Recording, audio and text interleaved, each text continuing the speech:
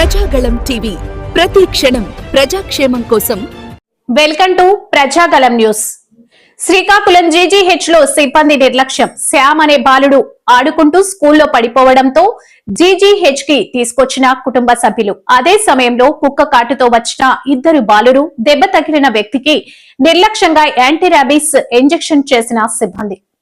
Srikakulam GGH లో సిబ్బంది నిర్లక్ష్యం. శ్యామ్ అనే బాలుడు ఆడుకుంటూ స్కూల్లో పడిపోవడంతో జీజీహెచ్ కి తీసుకొచ్చిన కుటుంబ సభ్యులు. అదే సమయంలో కుక్క కాటుతో వచ్చిన ఇద్దరు బాలురు దెబ్బ తగిలిన వ్యక్తికి నిర్లక్ష్యంగా యాంటీ ర్యాబీస్ ఇంజెక్షన్ చేసిన సిబ్బంది. అది గమనించిన బాలుని కుటుంబ సభ్యులు. సిబ్బంది నిర్లక్ష్యంపై కుటుంబ సభ్యుల ఆగ్రహం. దీంతో హాస్పిటల్ వద్ద ఉద్రిక్త పరిస్థితి. పోలీసులు రావడంతో సద్దుమణిగిన వివాదం. తీసుకొచ్చినందులో మేడం గారు వేశారు, టీటీ ఇంజక్షన్ ఇచ్చారు, ట్యాబ్లెట్లు రాశారు. రాసిన తర్వాత మాకు వెళ్ళిపోమని చెప్పారు. నేను బయటకు వచ్చి మా బాబుకి బండి దగ్గర కూర్చోమని చెప్పాను. నేను ట్యాబ్లెట్లకు వెళ్ళాను.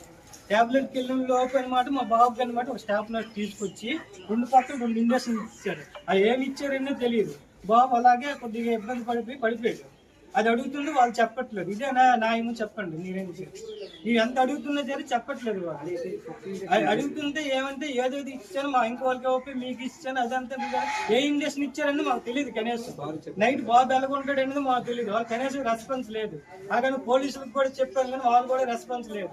మాకు ఎవరు న్యాయం చేస్తారు చెప్పండి.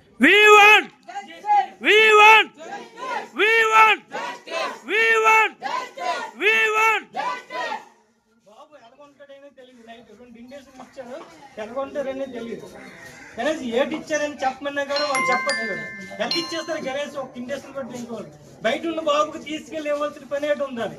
కనీసం బయట ఉన్న తీసుకెళ్ళవలసిన పని ఏంటి ఉంది. కనీసం రెస్పాన్స్. నీ పేరేంటి? శ్యామ్ అతని పేరు. నేను అతని ఫాదర్. చెప్పండి. స్కూల్లో పడిపోయి తీసుకొచ్చాను.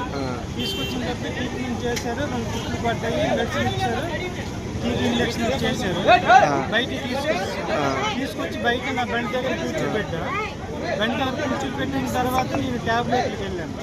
వెళ్ళిన తర్వాత ఈ ట్యాబ్లెట్కి వెళ్ళిన లోపు అబ్బాయికి అనమాట బయట తీసుకెళ్ళి 2 ఇంజక్షన్లు ఇచ్చారు. అది ఏ ఇంజక్షన్ అడిగితే చెప్పట్లేదు. అది ఎందుకు ఇచ్చారంటే చెప్పట్లేదు. లేదంటే వేరే వాళ్ళు వీళ్ళకి ఇచ్చారు.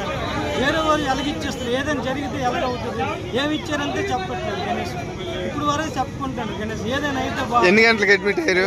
3 గంటలకి. 3 గంటల నుంచి ఇక ఓపీటీ సీట్ కూడా ఉంది.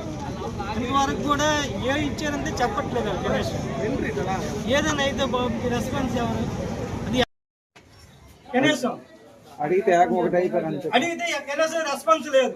మాకు ఎవరు కూడా కనీసం 3 అవుతుంది, ఇప్పుడు 6 అవుతుంది. ఇంతవరకు కూడా ఎవరు కనీసం రెస్పాన్స్ లేదు. వాళ్ళకు కూడా కనీసం పట్టించుకోవట్లేదు. ఏ ఇండక్షన్ అనేది చెప్పట్లేదు. ఏదైనా అయితే బాబుకి ఎవరు చెప్తారు సమాధానం?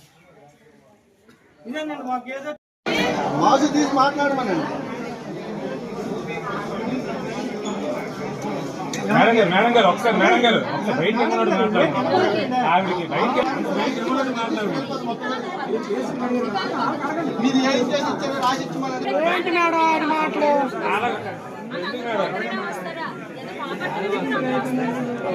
మొబైల్ ఆపండి.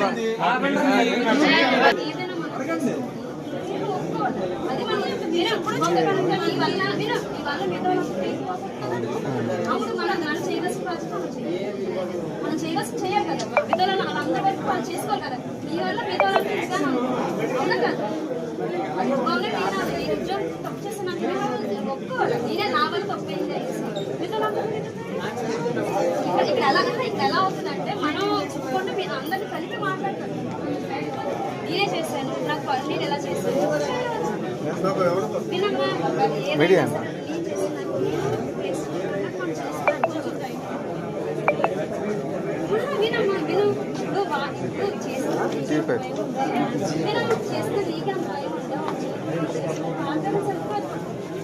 వాళ్ళకి కూడా ఏదో ఉన్నారు కదా. వాళ్ళు ఏమంటారు, నేను వాళ్ళని ఇంజక్షన్ చేశాను అనేసి ఇది ఉంది కదా. ఈ ఓపీకి పెట్టి అబ్బాయికి అది కూడా అయ్యింది. ఇప్పుడు ఎవరైనా ట్రీట్మెంట్ చేయాలని అనుకో, ఆ పిల్లలకి అసలు ఏ మెడిసిన్స్ పడ్డాయో ఉండాలి కదా. ఉండాలా లేదా? బయటికి వెళ్ళడానికి ఎందుకు ఇంజక్షన్ చేయించి అడగండి. బయట వెళ్ళడానికి ఎందుకు పిలిచి ఇచ్చారు అడగండి. ఏడేటి ఇచ్చారో చెప్పండి. బయటికి వెళ్ళడానికి అన్ని ఇంజక్షన్ ఏడేటి ఇచ్చారా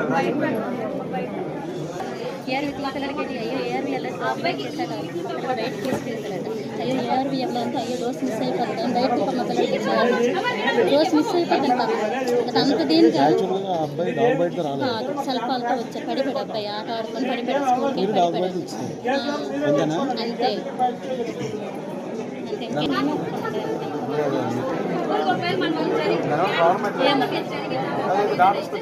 ప్రాబ్లం మేమే చేసుకుంటాం. అంత చెప్పించామండి అయినా మళ్ళీ గొడవ సార్ కాల్ కూడా